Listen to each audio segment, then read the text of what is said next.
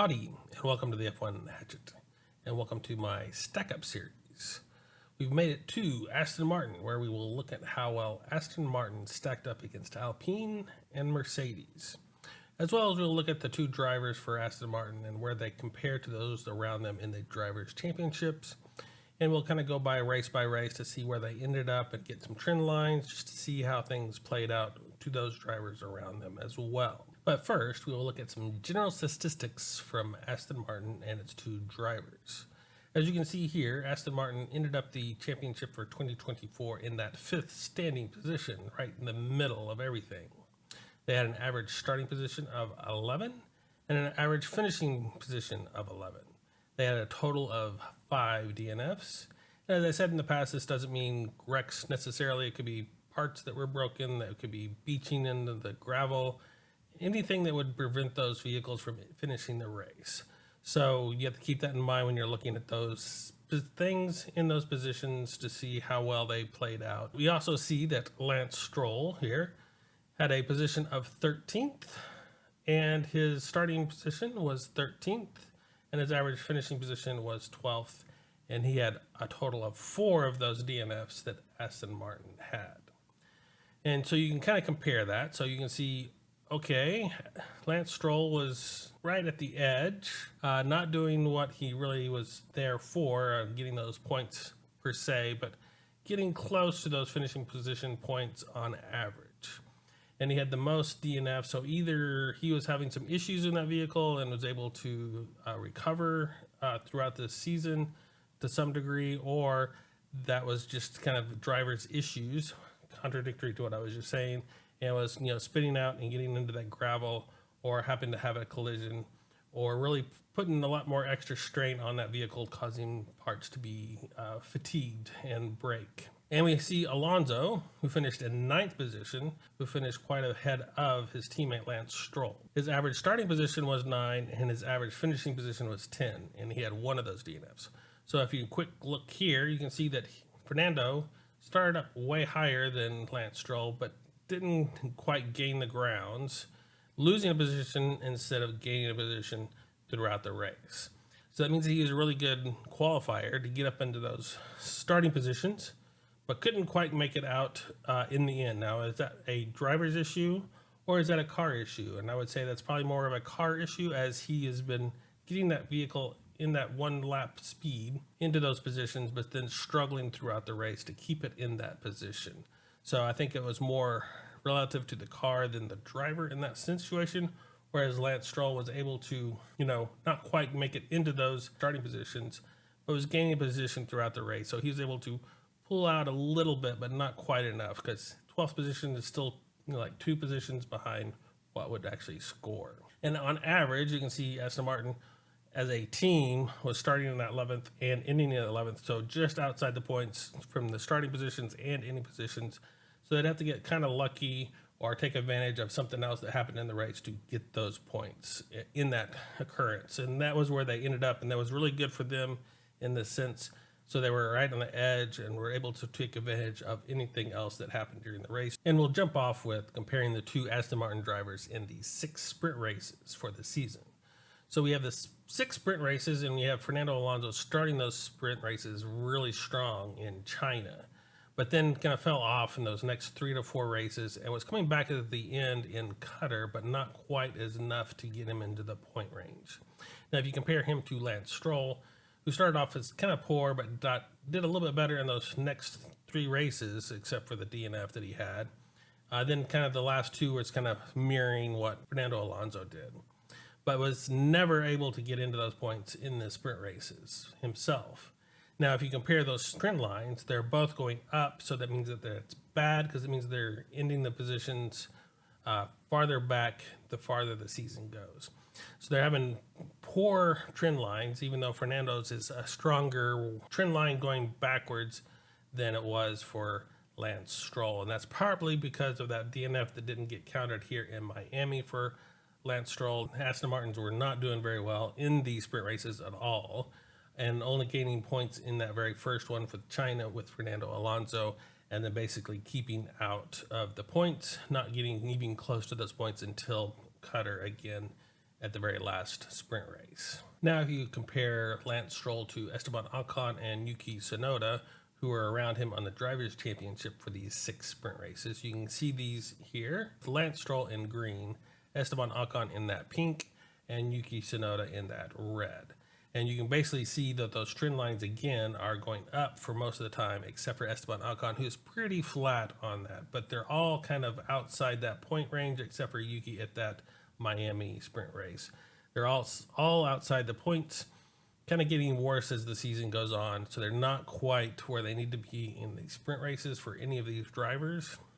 And in fact, 2 of them are getting worse throughout the season, whereas Esteban Ocon is pretty much a flat across the board in these 6 sprint races. And you can also look at those and compare those finishing positions for each race to see how well they did comparatively each other. They started off fairly close together in China, kind of spread out a little bit in Miami. They're getting better in Austria, but not where they needed to be, and kind of spreading up again farther they went through in Circuit of the Americas and in Brazil, where they started gaining a little bit closer together in that last Cutter race, but not where they needed to be, again, quite well outside the points.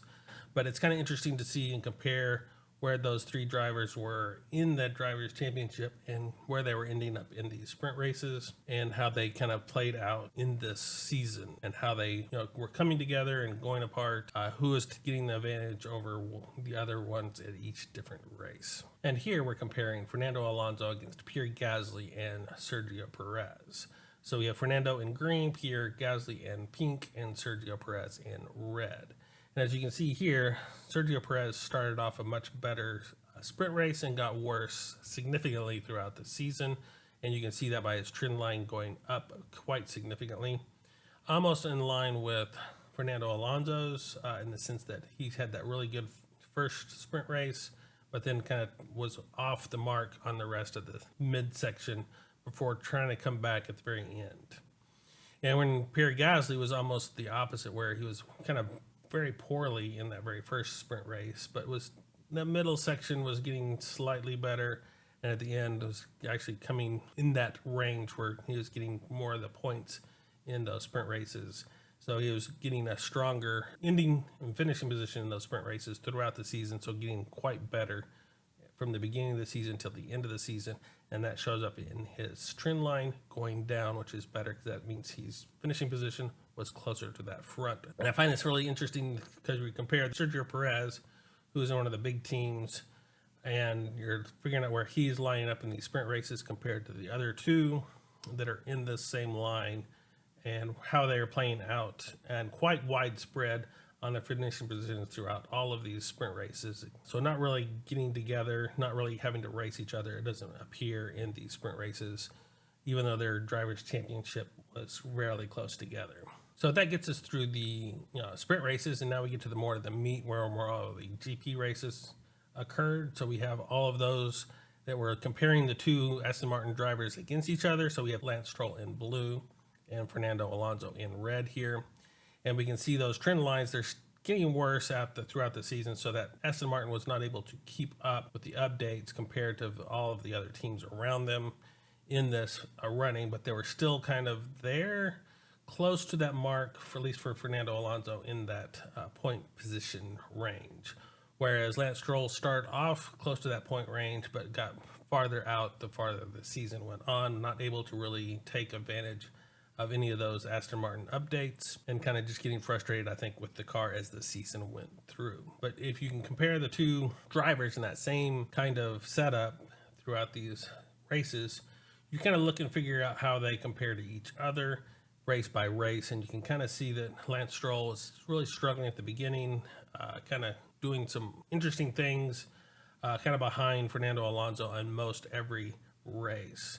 There's a few races that he was able to get ahead of his teammate, but generally he finished up behind his teammate, and some of those were far behind his teammate as well. And you can see where those DNFs were because he had the brakes in that line for Lance Stroll and Fernando Alonso, and you can kind of figure out where things happened in that Aston Martin as well.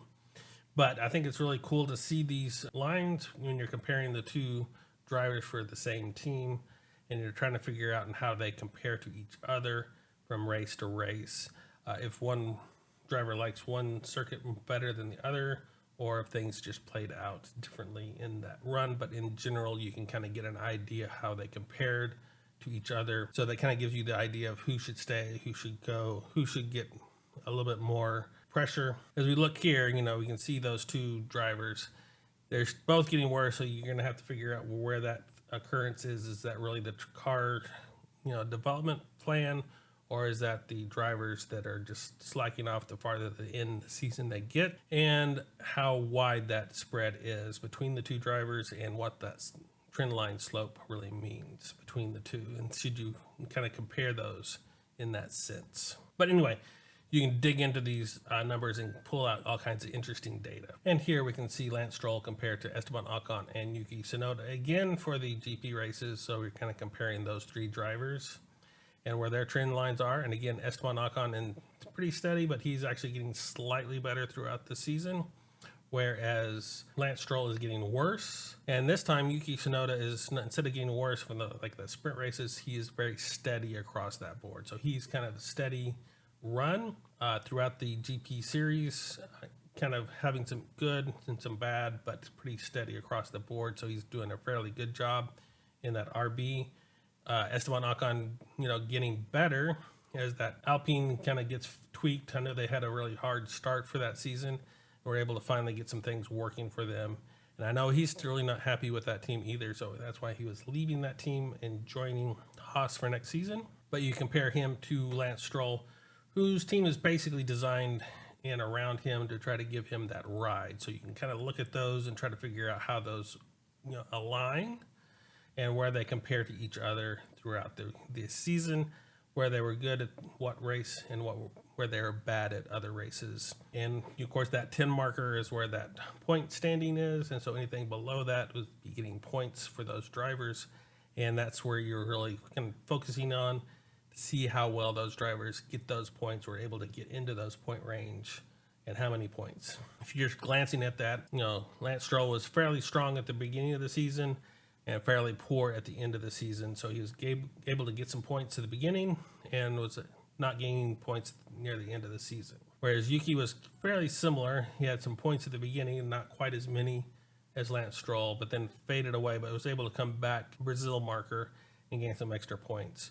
Where Esteban Ocon was just at the edge at the beginning, but kind of got some extra points throughout this, and then had that really outstanding race in Brazil where he gained a lot of points that pushed him ahead on that driver's standing. So you can kind of look at those and try to figure out what those trends are compared to each other and figure out how that plays out. And here we're looking at Fernando Alonso against Pierre Gasly and Sergio Perez in the GP races. So again, we have Fernando in green, Pierre in pink, and Sergio Perez in that red. And so you look at that, and it's kind of a weird crisscross throughout the season, where Fernando is fairly steady, who's just slightly getting worse throughout the season, where that Aston Martin, I believe, was not able to get the updates that really was able to keep with those other teams around them in that push throughout the season. So he was getting slightly worse in my general opinion, but you can take that to what you feel like that it is. For Fernando, he may be getting a little old, so his reflexes are a little slower than he could have been in the beginning of his career. But you also see Sergio Perez starting off really strong, but getting worse throughout the season. And you see Pierre Gasly, who started off horribly, and he was getting better throughout the season on those trend lines. And again, you're looking at that level 10 marker for the points. So you're trying to figure out how many of those and where they are in that point range for getting the points that they need for the Drivers' Championship, as well as the constructors' standings as well. So that's where you're trying to get those drivers to be finishing up in. And so the better they are and the lower they are, the better drive they had and how well they are able to stay there. So you can look at that and you can say Fernando was fairly steady throughout the season, only dropping out of those on a few occasions, not getting the points that he needed. And then you see Pierre Gasly, who was starting off fairly poorly, gaining a couple of points here and there at the beginning of the season, but then had that really breakout in Brazil that pushed him ahead on that driver's standings to get him where he was, but still finishing up fairly strong in Qatar and Abu Dhabi. And then Sergio Perez was opposite of that, where he started off really strong, gaining lots of points at the very beginning of the season, and that point range just kind of tailored off throughout the season as the season went on, just getting less and less points in this, even though he had a couple of bad races where he dropped quite significantly out of the point range, but just not quite where he needed to be in that Red Bull to really keep that Red Bull on top of the constructor standings. And here we're looking at the team points for each race as we go throughout the season. So the trend lines going up are better instead of down. So this is the more points at the end of the season, the better. So that trend line going up is what we're looking for here. And we have Alpine in pink, Aston Martin in green, and Mercedes in that blue. And you can compare race by race where they were able to get points and how steady they were able to get those points. So you can see that Alpine was fairly bad until Brazil, where they gained a lot of points to get them marked up into that ranking. Whereas Aston Martin was fairly steady at the beginning, but slightly getting less and less points throughout the season. So they started off fairly strong, gained some decent points, but getting less and less points the more the season went on. Whereas Mercedes had a hard start, but still getting some decent points. But in that middle section is where they gained most of their points, dropped off a little bit, but were able to regain some of that momentum by the end of the season and had far and above more points than either other team for Aston Martin or Alpine in this viewpoint. And here we see the same data basically, but we're doing it in more of a step graph format. So you can kind of see the breadth between the two teams or the three teams on where they were on those points. So you can see that Aston Martin started off fairly strong comparatively to Mercedes, but that gap just widened up around Monaco and Canada, and it just grew throughout the rest of the season, where Aston Martin was able to gain a couple of points, but were pretty much steady across the board on those point ranges.